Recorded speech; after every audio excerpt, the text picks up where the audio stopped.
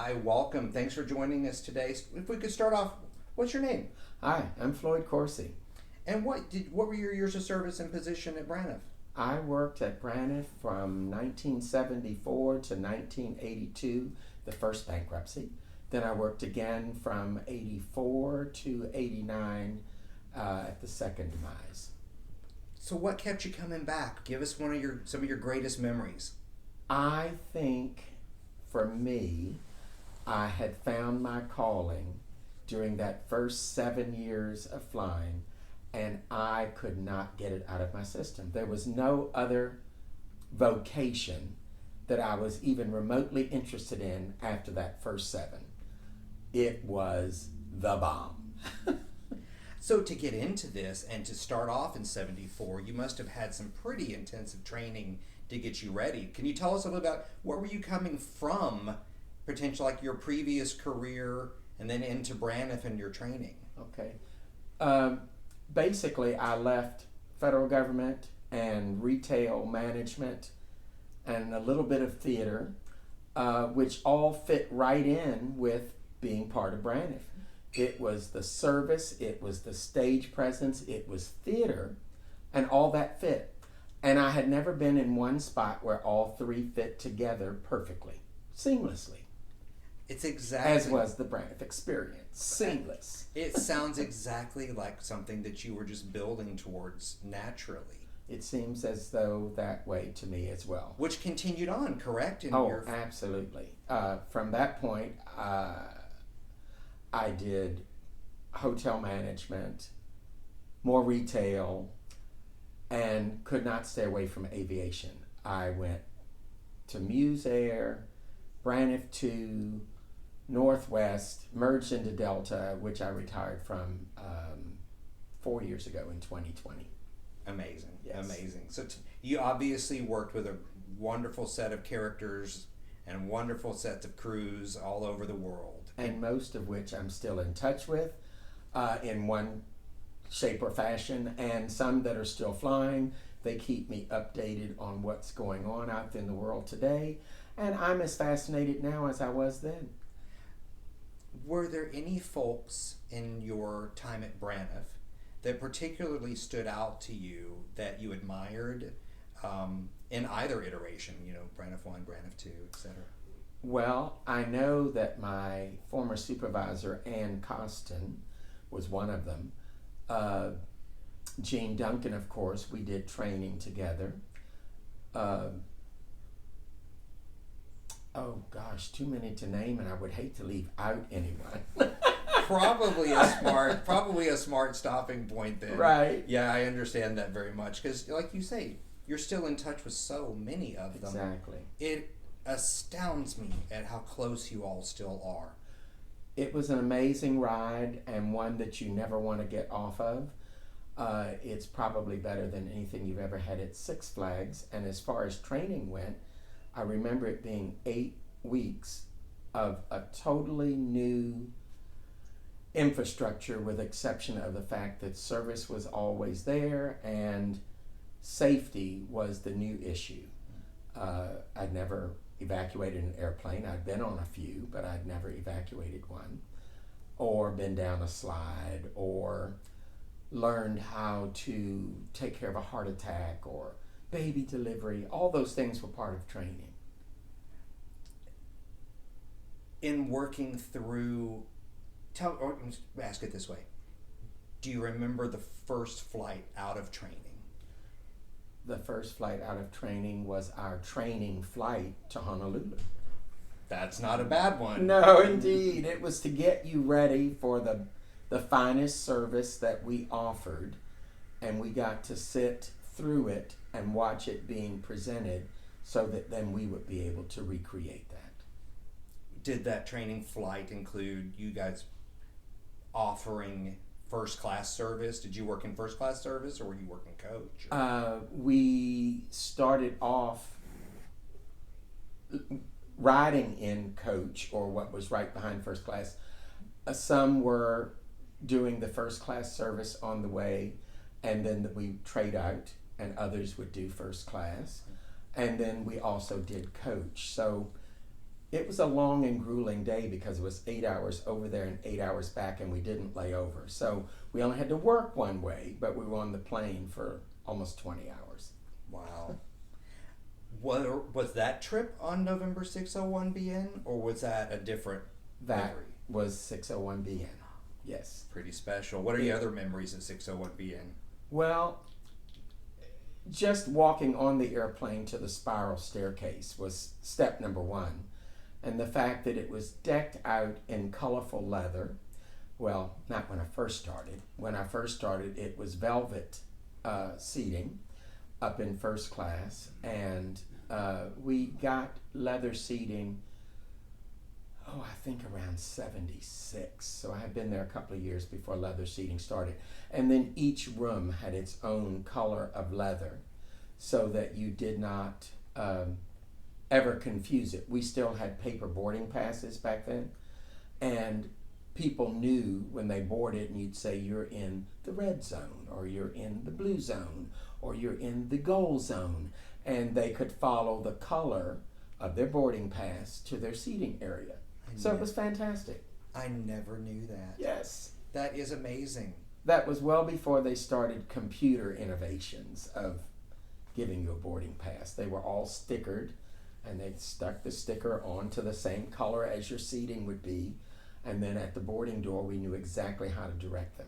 Well, it was a very large plane. It was. You know, you needed to have some form of organization to make that. Just to know the difference between the left aisle and the right aisle was a feat of magic. And all these masses of people that you served on not only that plane, but in some of your other trips, who were some of the more notable people that we might recognize, celebrities or politicians, etc.?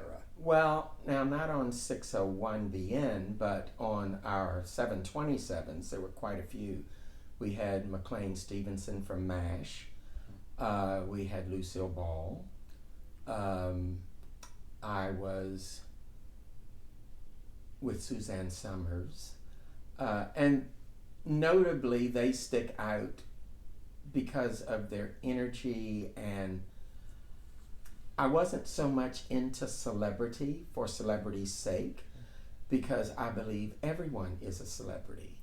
And so when they would come on and ask me about a VIP, well, everybody here today is my VIP. So nobody gets any special anything. Yes, we acknowledge that you're there, but your treatment as a VIP is not going to be any different than all the other VIPs we serve. Exactly. The food was going to be the same. Oh, absolutely. The service was going to be the same. And you can individualize service delivery for what a given person needs. I mean, ice or no ice. Do you want to be disturbed when it's delivered or not? And those things come with time, because you don't know at first. You're given a format, and you try to follow that format until, celebrity or not, tells you that that's not the way they like it. So you adjust to each individual what their needs are. And that really makes it special. Which is, slightly different than today's service standards, where people sleep and wear little signs that say, "Wake me for snacks." Are there any service standards now? Well, helping to set that tone before the passengers even arrived, Braniff was heavily engaged in cutting-edge architecture. Ad campaigns. Of course. Do you have an ad campaign that really stands out in your mind that you remember and or people talked about a lot too? Oh, I loved the end of the plane. It's how we got to be the colorful airline, and the one that did the best service, as I recall, in the industry at the time. And it didn't matter, domestic or international, all of our services were spectacular, especially in first class, but even coach to Hawaii had 3 choices and 5 in the front. So, yeah, we were well ahead of our time with service. Wow. Yeah. Did you happen to make it home with a few of those first class trinkets? Any of the little cappuccino mugs? I think I have a few in my repertoire. Well, you had an amazing career there on Braniff 1, Braniff 2, throughout, and even following that. Right. But in May 12th, 1982, can you tell us about where you were that day? Oh, I was on Braniff 601 to Honolulu on May 12th. And we didn't really know that we had been out of business until we landed in Honolulu. Now, the pilots knew, and all we knew was we were just about to go over the coast of California, and he made the decision that the people had paid their money to go to Honolulu, and that's where we were going.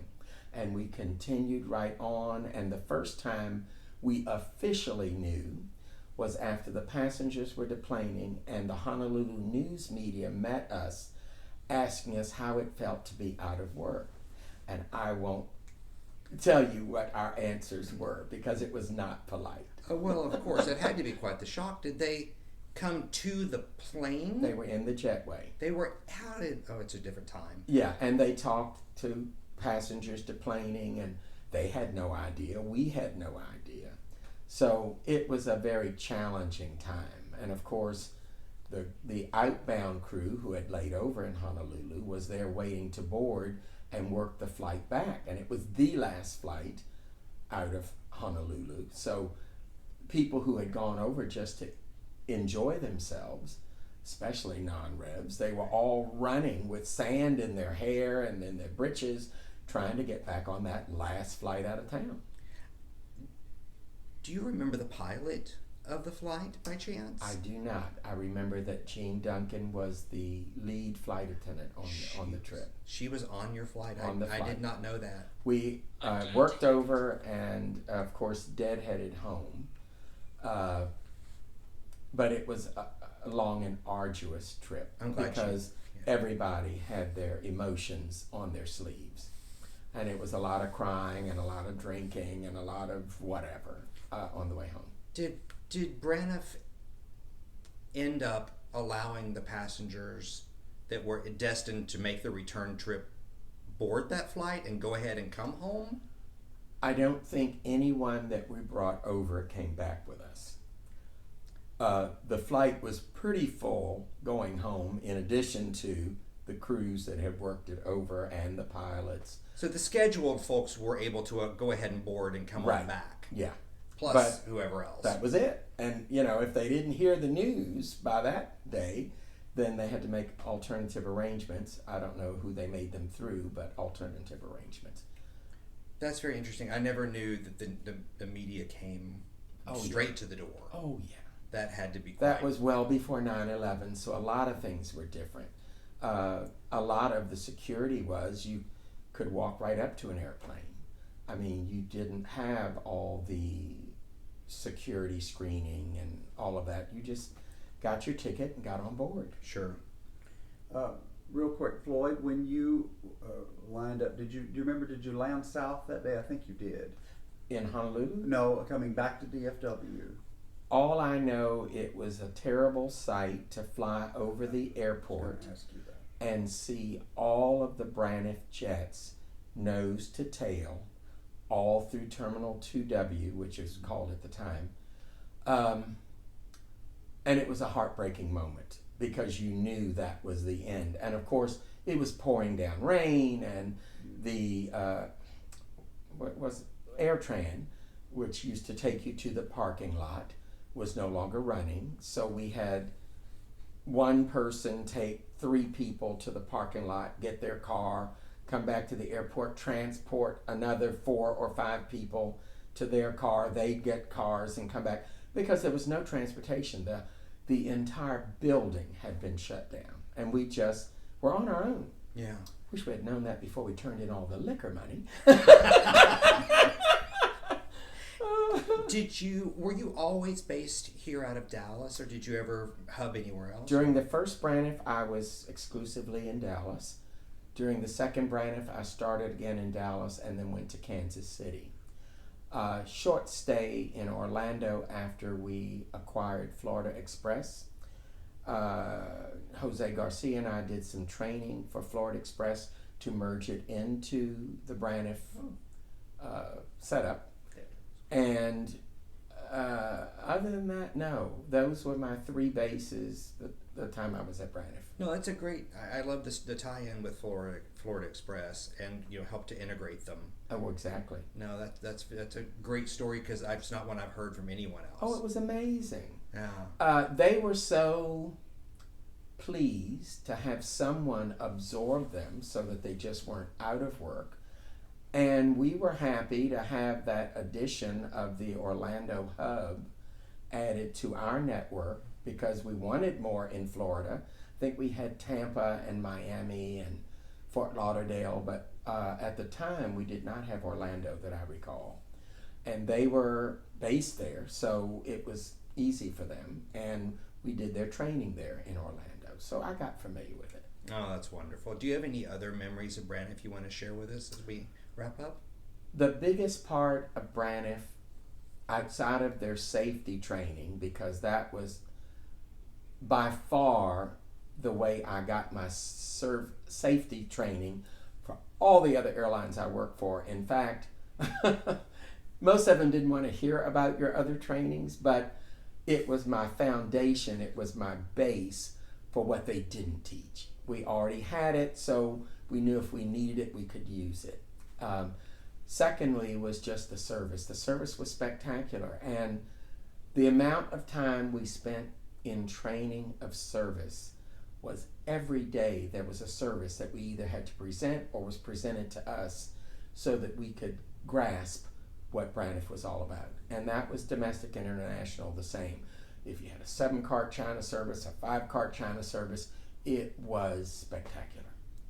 Well, thank you so much for sharing your memories with us. Not at all.